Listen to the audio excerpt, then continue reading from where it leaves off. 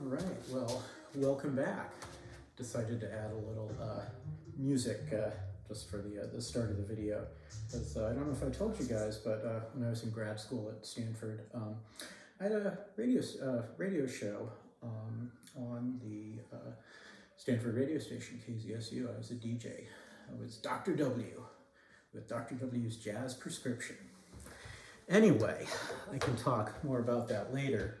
But let's go ahead and get started. So in this video, I'm going to talk more about geometric isomers. We'll start off looking at cis and trans isomers in octahedral complexes. In the last video, we looked at cis and trans in square planar complexes. They're similar, but slightly different with octahedral because, you know, they're octahedral. We'll also look at the FAC and MER isomers. So why don't we go ahead and take a look at, here is an example of cis. So I'm going to go ahead and draw this molecule, move this molecule up a little closer there. And so the two green ones are cis. So I can go ahead and I'll put my metal here, and let's do a Cl,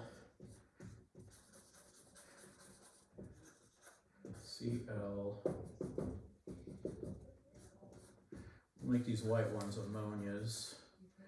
So we have NH3, NH3, NH3,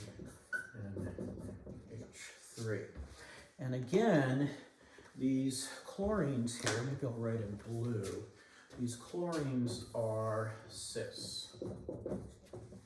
Okay?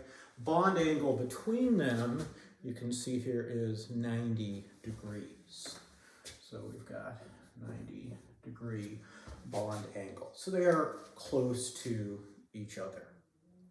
Now, trans, on the other hand, it's pretty easy to see in square planar. It's also easy to see in octahedral.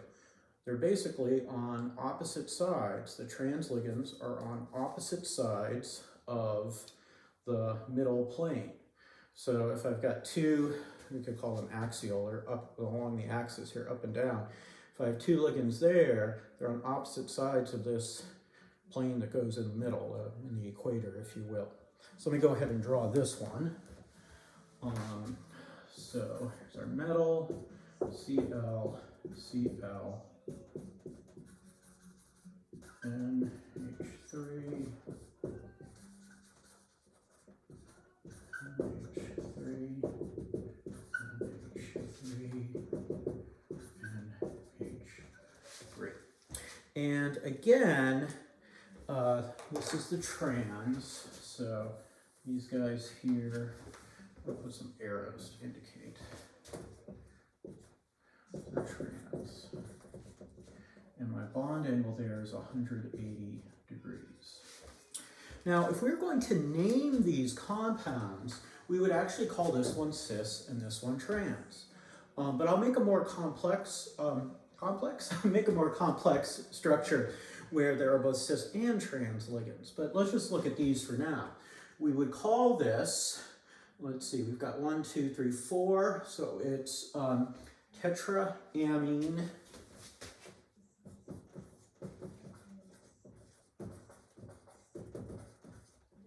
cis dichloro metal, you know, whatever. I'll just put a question mark there. Ion. Assuming that it's an ion. Maybe it's not. Maybe it's neutral because we've got. Let's make it metal 2 here. Some metal with a 2+ charge, so it's net neutral.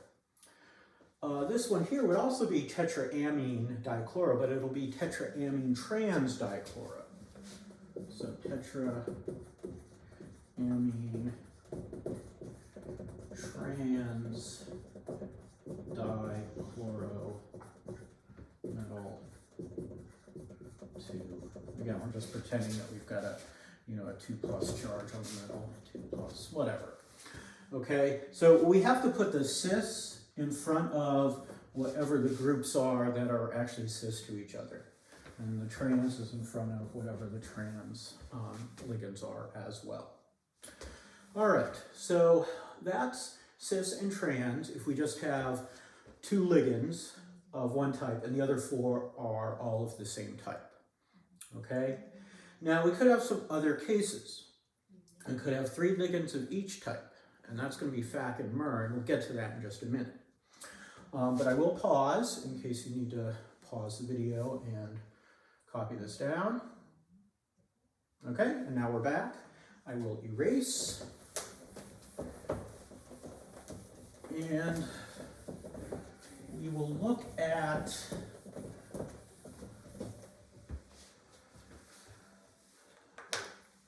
let's look at the following case.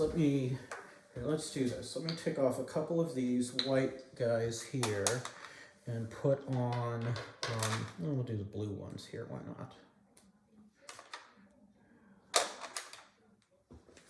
Okay, so now I've got four things here, and we'll just say these blue, usually blue is actually nitrogen, we'll just say it's water. So now I've got my metal, and I've got a chlorine, and I've got NH3, NH3. Let's just do OH2 and OH2, H2O there. So in this case, I've got my ammonia. My ammonias are opposite each other, so they're trans. My waters are opposite each other, they're trans, and my chlorines are opposite each other, they're trans. So this would be all trans.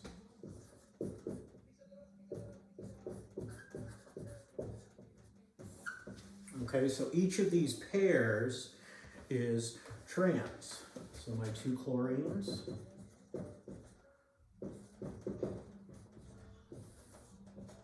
are trans.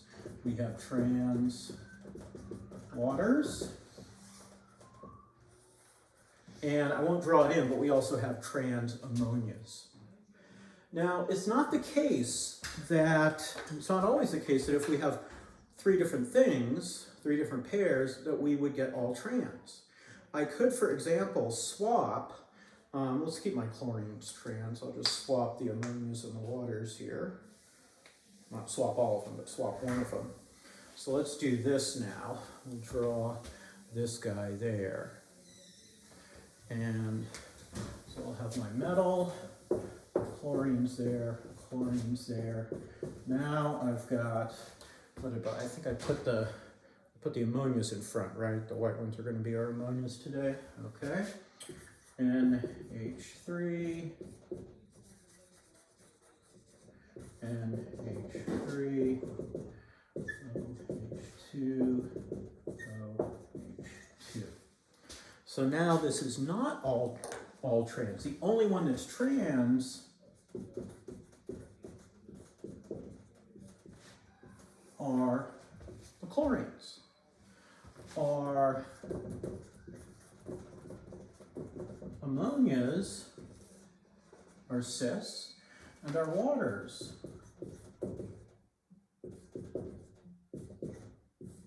are cis as well. And if we wanted to look at bond angles, we could see we've got that 180-degree bond angle there, but our angle between these two guys in front here is 90 degrees, and the two guys in back is also 90 degrees.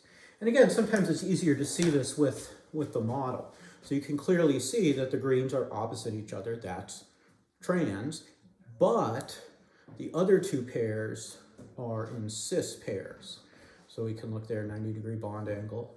And I could flip this around and I still have the pairs that were cis are still cis, even though I draw my molecule differently, orient it differently. Cis and trans don't change.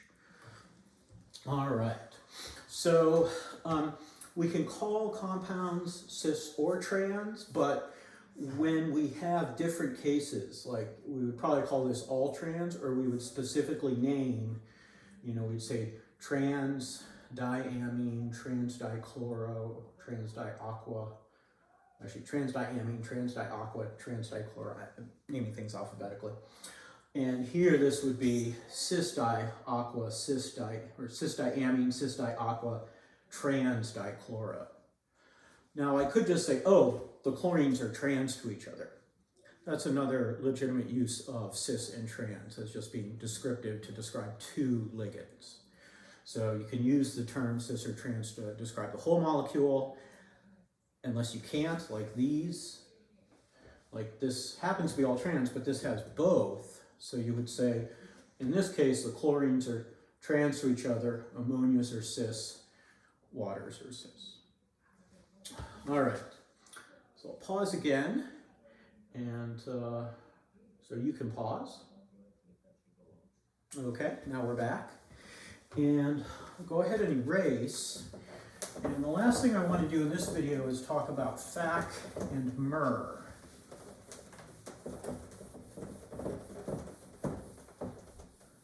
And so this is our FAC myrrh isomers. Okay, now what are FAC and myrrh? Well, I'm going to do a little construction here. So let me pull off some of those, and right there. All right, ta-da, I now have FAC and myrrh. What makes these guys different? Well, as opposed to cis and trans, where we were looking at pairs of ligands and their relationship, we're going to look at groups of 3 ligands and their relationship. So let me draw this first one. This is going to be our FAC isomer. I'll draw it on the board here. So I've got my metal, chlorines up there, chlorine coming out towards us, one on this side too, chlorine down, chlorine in the back. Ah, that's not chlorine. Come on, Wayne. It's ammonia.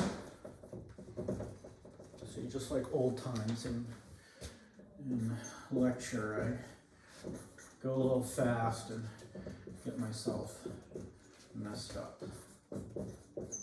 So this is what we call FAC, and that stands for face. And if you think about it, these 3, I'm gonna hold up my hand here, and these 3 green chlorines all form one face. An octahedron is an 8-sided figure, and so each side is one face, and if the 3 ligands are on the corners of that one face, that is our FAC. So the chlorines are FAC, and the ammonias are FAC. Okay, so you can think of it as if you had the model and you put it on your hand, all 3 chlorines would be touching your hand. Now, myrrh, on the other hand, is this guy.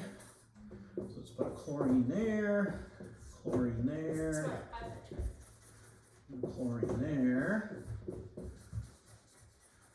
NH3 there, NH3 there, NH3 there. And this is myrrh, and myrrh stands for meridian, you know, like the prime meridian.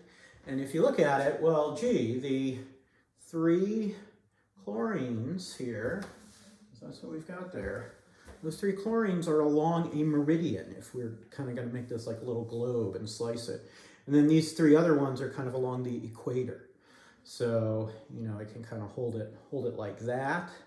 And if I put it down on my hand, I don't have all 3. I can't get all 3 green ones to be touching my hand. So they're around, like, you know, the circumference, or, you know, around a meridian, a vertical thing on a globe. And that's myrrh. So the text doesn't talk about FAC and myrrh, but I wanted to talk about FAC and myrrh, just so you guys have heard of it. In the next lecture, we'll go ahead and look at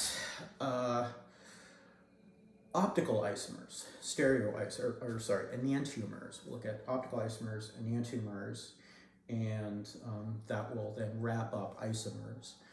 So hopefully you guys get a chance to watch these videos before Monday, and we should be good to go. See you later.